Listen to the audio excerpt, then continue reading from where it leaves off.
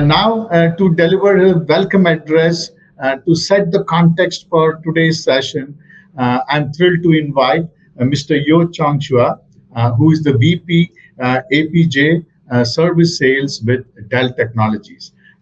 Chong, thank you very much for your support and encouragement in putting this event together. It is the beginning, and hopefully we'll build on this. So over to you for your welcome remarks.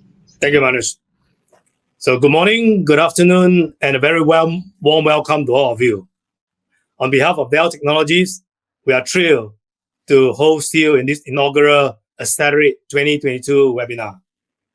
After 2 years of pandemic, the world is now opening up.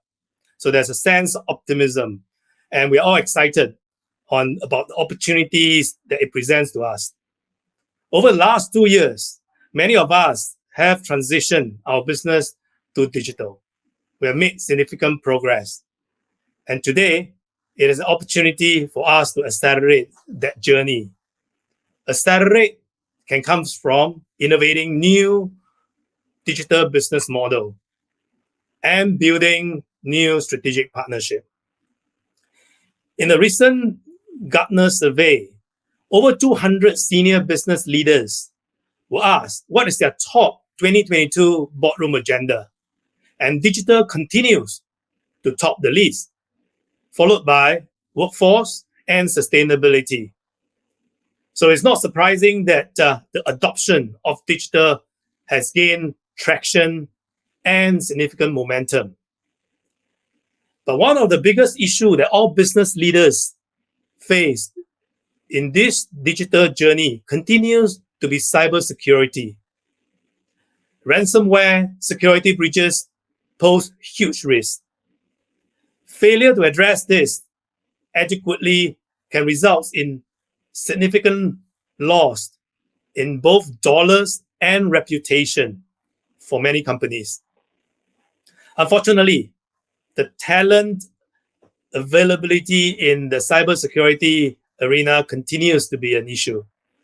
And if you couple this with the rapidly changing cyber threat landscape, it is not surprised that many companies find it hard to keep up.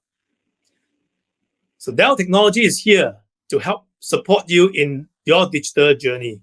As a strategic partner, we can help you innovate and secure your digital infrastructure so that you can focus on driving growth agendas. So today's session is a great opportunity for all of us to come together to discuss and understand these important issues. I wish every success to all of you, and thank you for joining us. Thank you very much. Thank you very much, Chong. Appreciate that opening comments, and we are super excited. Together with Dell, we have put together an exciting panel. I will start by giving a quick analyst introductory keynote. Following that, we will have a session of winning in 2022, which will be led by Chang San, who is a senior director with Dell Technologies, and he will host distinguished leaders who are CEOs or board members of companies, and we will have that conversation. And finally, we will have the third session about securing 2022. How can we prepare and keep our businesses secure in this highly global digital environment? So with that, let me tee off today's session with an analyst perspective on what are the priorities for 2022. As you know, Yo Chong said, today we are at a very, very interesting time after almost 2 years of having suffered by the pandemic. Many businesses have suffered, especially if you were in the industries such as retail, food and beverage, or travel and hospitality. Those in digitally savvy industries, maybe we had a slightly better time. We managed to navigate the pandemic a lot better. Having said that, now we are going to enter a new phase of growth. And how prepared are we to address that new phase of growth? And that is what I'm hoping to be able to help address. So I have identified four clear priorities that every single business needs to focus on as we prepare for this era of what is possibly likely to be an accelerated growth agenda. Now, because of the last 2 years, because of having had the time for many of us found the time to reflect, we spend more time with our families. The pervasiveness of digital technologies also resulted in the emergence of a very big megatrend. And that megatrend is the megatrend of empowered individuals driving change. Each one of us has found a voice and the ability to express that voice through the variety of social channels. And that is putting enormous pressure on businesses. We have seen conversations around the great resignation emerge from late last year, where people are beginning to question, hey, what is the purpose of my existence? What do I want to contribute? There is also big challenges associated with the climate action that is needed. Maybe the 4 years of Donald Trump's administration, we fell behind significantly in making progress in climate action. Now that is about to change. So as businesses, I think the most important prerogative, or the first and most important thing, is to address the why we exist. Because the purpose of business, which was predominantly to serve shareholders, is now taking shift. Businesses today need to serve all stakeholders in equal measure. The stakeholders are employees, customers, partners, society, as well as your investors. So if we need to transition our business to serve all stakeholders in equal measure, then we need to reassess the primary purpose of our business, and also in context of the huge change in the digital environment. So I think the number one priority is for every business to look at why we exist and why is it that our teams, our employees, our customers, and our stakeholders should all be associated with us to drive a better future for those around us. The second priority is associated with digital intensity. Over the last maybe many years, we have all invested heavily in upping the digital agenda. Yeah? We have embraced cloud technologies. But despite all that progress, the percentage of overall cloud adoption in several parts of Asia is still very, very insignificant. If you take many countries in ASEAN outside of Singapore, cloud adoption is maybe less than 5 percentage points of the total ICT spending. What does that mean? It means we have not built very agile digital businesses. We have adopted cloud, but we are not digitally native. And if we are not digitally native, how will we be able to transition quickly to the new opportunities that are available ahead of us? We need to start embracing AI in everything so that we can automate, we can make it more efficient, and start prioritizing our resources to areas that matter. So I think every company needs to start measuring your digital intensity scores.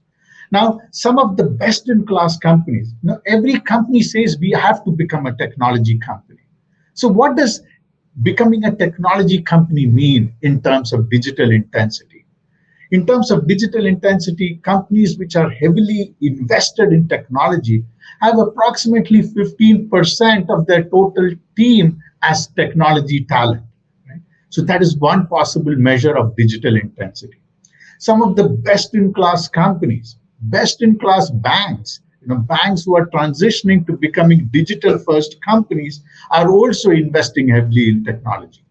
They have approximately 10% of their total revenue invested in technology investments. And banks like DBS, who are globally recognized as digital-first banks, as being digital leaders, are now benchmarks for both these measures of digital intensity. So where do you as a business stand in terms of the digital intensity? The third priority is about building that resilience. Despite all the progress, we have seen huge challenges now in our supply chain. We are also besieged by geopolitical shifts, and that is putting pressure on businesses.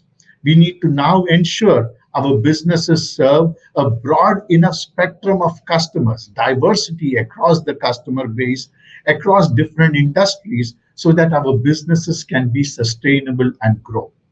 But the single biggest risk and the single biggest challenge for every business is associated with cybersecurity.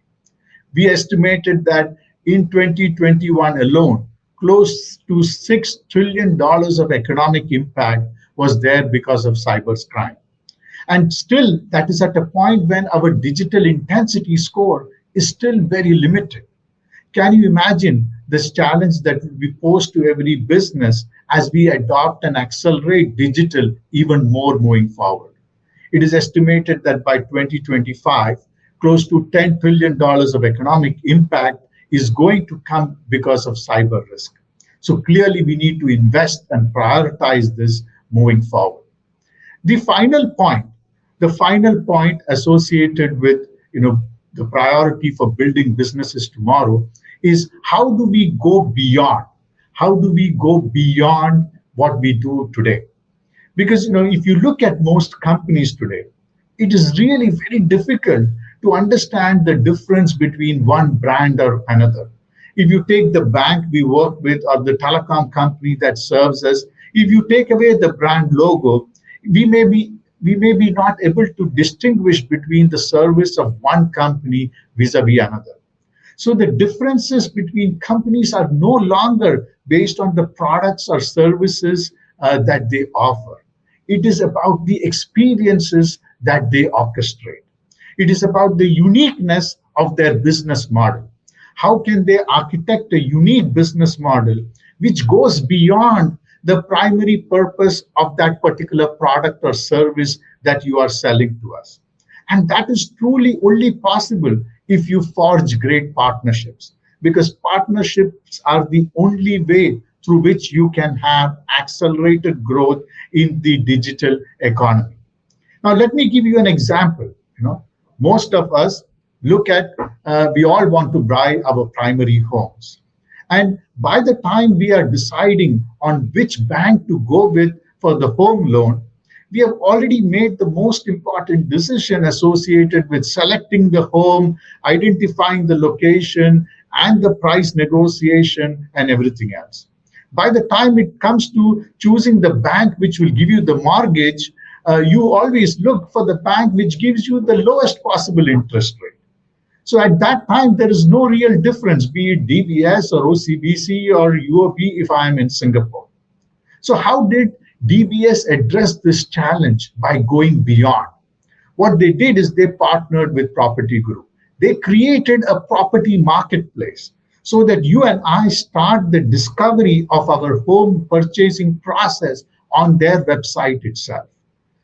That completely changed the dynamic of how DBS acquires customers.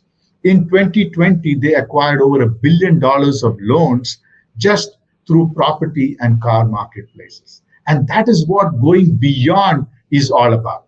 So how are you as a company going beyond just your primary product or service and meeting that long-term aspiration and becoming a true life partner for your respective customer? So these are the 4 important priorities, and each of these priorities, I'm sure you can, create sub priorities so that you can action them and build better businesses that can be competitive, sustainable, and can have an incredibly successful future. So Twimbit, as you know, we are an edtech platform that provides industry know-how for aspiring leaders. We hope to support all of you in that journey.